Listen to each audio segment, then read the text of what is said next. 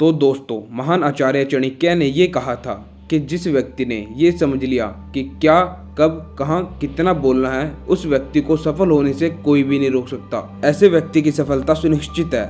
जिस तरह से कमान से तीर निकला हुआ कभी लौटकर वापस नहीं आता, ठीक उसी तरह से मुंह से निकले हुए शब्द भी लौटकर कभी वापस नहीं आते।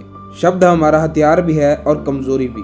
और अगर हम साइंटिस्ट की माने तो उनके हिसाब से जो हम बातें करते हैं, जो हमारे मुंह से शब्द निकलते हैं, वह कभी खत्म ही नहीं होते।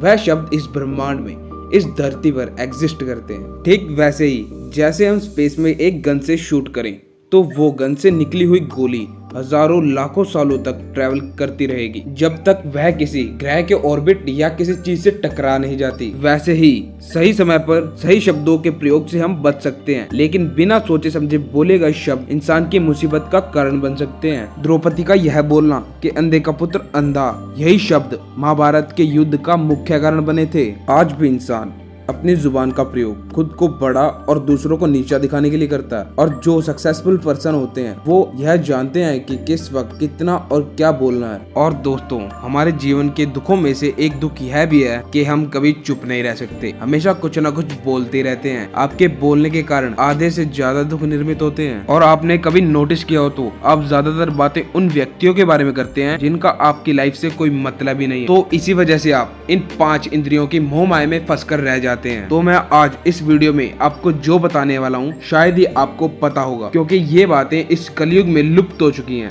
और इन बातों को जानना आपके लिए बहुत जरूरी है। तो दोस्तों, अगर आपको मजा आ रहा है तो वीडियो को लाइक जरूर करें। एक गुरु का एक शिष्य बहुत ही वाचाल था। वह बहुत बोलता था, दिन भर इधर उधर की बातें एक दूसरे से लगातार बोलता रहता था। वह भिक्षा मांगने जाता और अलग अलग घरों से अलग अलग कहानियां लेकर आता। एक शिष्य की दूसरे शिष्य से बुराई करता, अपने आप को अधिक और महान दिखाने की कोशिश करता, खुद की ही बढ़ाई अपने मुंह से करता और कहता, मैं एक बड़े घर का लड़का हूँ, चाहता तो आराम से जिंदगी जी सकता था, पर मैं सत्य की खोज में आया हूँ, मेरा बलिदान महान है। पर एक दिन उनके गुरु ने सभी शिष्यों से कहा कि आप सबको कोई एक माह के लिए संकल्प लेना है। इससे आपकी संकल्प शक्ति बढ़ेगी और आप में शक्ति का संचार होगा और आप अपनी इच्छा के अनुसार कोई भी संकल्प ले सकते हैं। और आप सब में जिस किसी का संकल्प टूटता रहे वो अपनी दैनिक दिनचर्या में वापस लौट आए। सभी शिष्यों ने अपने हिसाब से छोटे बड़े संकल्प लिए और गुरु को उनके संकल्प से अवगत करा दिया। पर वह वाचालक शिष्य अपने आप को बहुत बड़ा दिखाना चाहता था, तो वो सीधे गुरु के पास पहुंचा और कहा, मैं कोई छोटा मोटा संकल्प लेना नहीं चाहता, कोई अपनी तरह का बड़ा संकल्प लेना चाहता हूँ। कृपया आप ही बताएं मुझे क्या संकल्प लेना चाहिए। गुरु मुस्कुराए और गुरु ने कहा,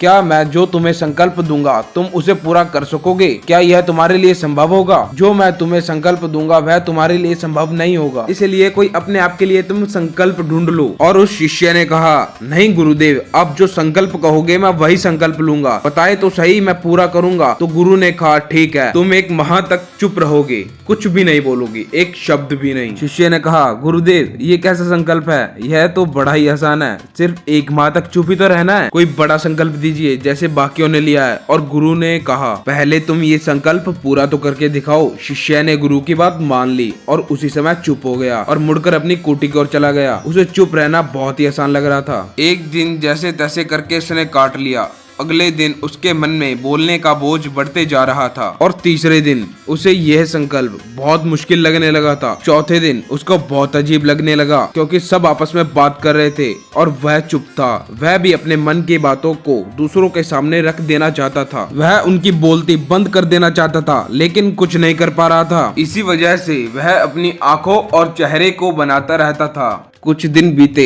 और वह शिष्य बीमार हो गया। उसका खाने पीने को भी मन नहीं करता था, वह सिर्फ बोलना चाहता था। वह गुरु के पास गया, उनके पास बैठकर गुरु को इशारों में बताया कि गुरुदेव, मैं बोलना चाहता हूँ, मुझे सांस नहीं आ रही है, अब आप ही बताएं मैं क्या करूँ, संकल्प तोड़ दूं?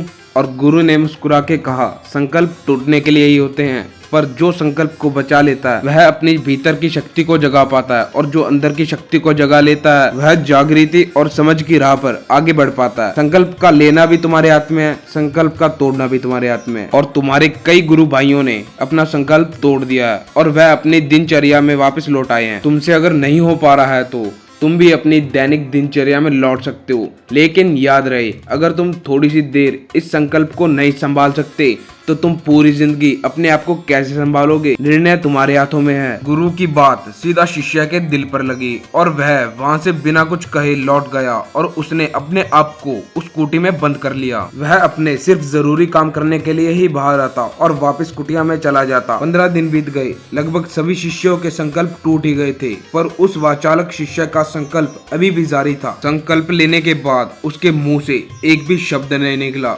सब हैरान थे, इतना बोलने वाला व्यक्ति कैसे चुप हो गया। और 15 दिन बाद वो शिष्य फिर से अपने गुरुदेव के पास गया और लिखकर बताने लगा कि हे गुरुदेव, मैं बाहर से तो चुप हूँ, मेरे भीतर बहुत सारी आवाज है, अंदर ही अंदर बोलता रहता हूँ, क्या मेरा संकल्प अभी भी जारी है? गुरु ने कहा, संकल्प जारी है, लेकिन तुम्हारे कानों में बातें पड़ती रहेंगी और तुम्हारा मन अवश्य ही बोलेगा, क्योंकि उसे आदत है बोलने की। भले ही तुम मुख से ना बोलो, भीतर से बोलते रहोगे। तुम्हें इन बातों की आवाजों से दूर जाना होगा। वह शिष्य गुरु को प्रणाम कर वहाँ से चला गया और अगले ही दिन अपनी कुटिया को छोड़ दिया और जंगल की ओर चला गया। संकल्प का समय पूरा हो गया था, पर वह वापस नहीं लौटा। सभी को डर था कि कहीं उसे जंगली जानवर ना खा गए हों। उसे खोजने की बहुत कोशिश की गई, पर वह नहीं मिला। फिर सभी शिष्य गुरु के पास पहुँचे और पूछा कि हे गुरुदेव, वह वाचालक शिष्य जंगल की ओर गया और उसे गए हुए बहुत दिन हो गए हैं, वह अभी तक वापस नहीं लौटा। और गुरु ने जवाब दिया कि वह शिष्य जिस चीज की खोज में था वह उसे मिल गई होगी, इसलिए वह वापस नहीं आया। तो दोस्तों, उस शिष्य को चुप रहने से उसकी मंजिल मिल सकती है, तो चुप रहने से क्या क्या नहीं हो सकता। कभी आपने सोचा है हम इतना क्यों बोलते हैं? हम इधर उधर की बातें करके अपने ऊपर दुखों का पहाड़ क्यों खड़ा करते हैं? तो दोस्तों, आज की वीडियो में बस इतना ही। मैं आशा करता हूँ कि आप समझ ही गए होंगे।